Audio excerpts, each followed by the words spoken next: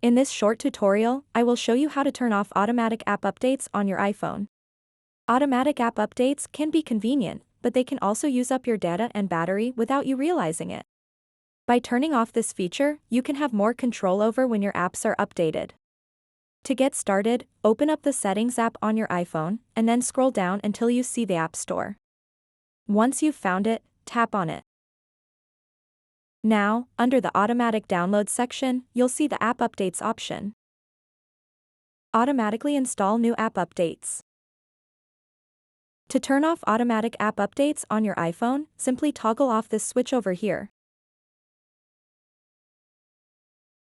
Now automatic app updates are disabled on your iPhone, and you can manually update apps using the App Store. So that wraps up this tutorial. If you have any questions about this whole process, please let me know in the comments section below. And if this video helped you out, please give it a big thumbs up and subscribe to this channel for more tutorial videos like this one. Thank you so much for watching, and have a good day.